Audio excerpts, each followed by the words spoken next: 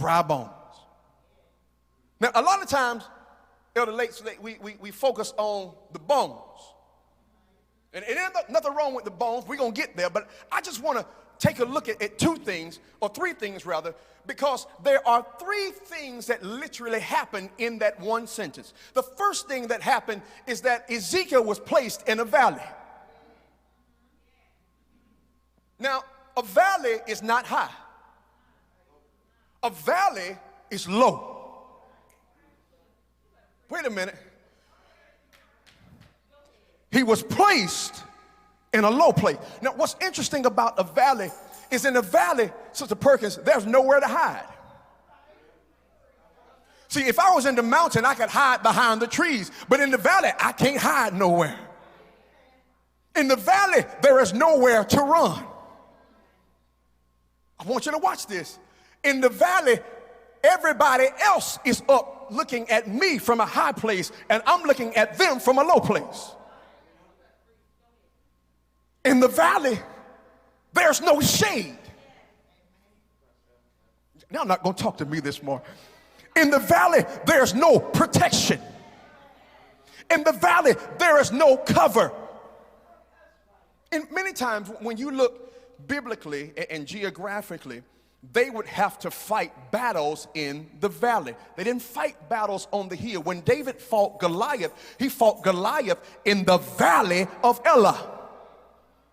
Nowhere to run. But watch this. The second thing is he was placed in a valley. He didn't just go to the valley, Mama Jackson. God put him there. Now, you mean to tell me that God put me in a place where I can't hide? You mean to tell me that God put me in a place where it's hot and there's no water and there's no shade and there's no protection and there's no help and there's nobody there but me and the valley? But then watch this.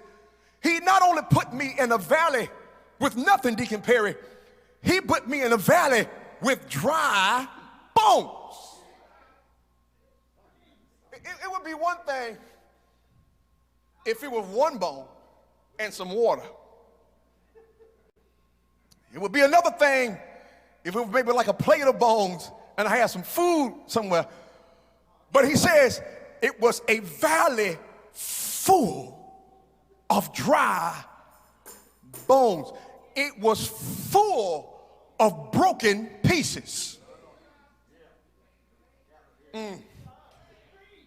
It was full of body parts. It was full of body frames, because I want you all to understand the reason that you look the way that you look externally is because your bones frame you that way. Some of us are a little bigger, some of us a little smaller, but our bones frame us the way that we are. So the bones create the foundation for the human body. And God placed him in a place full of broken dreams. Placed him in a spot full of broken hopes. Can I come closer? Placed him in a spot full of broken spirits. I mean, body parts are there. The bones are there, but there's nothing together. And then he began to talk to Ezekiel, because I told you all, Sister Tracy, before God begins to shift something in your atmosphere, the first thing he's going to do is ask you a question. We're going to have a conversation. So the God that put him there now asks him, can these bones live? In other words, Elder Hammond, he asked me a simple question. I'm going to bring it to today's time. Do you see what I see?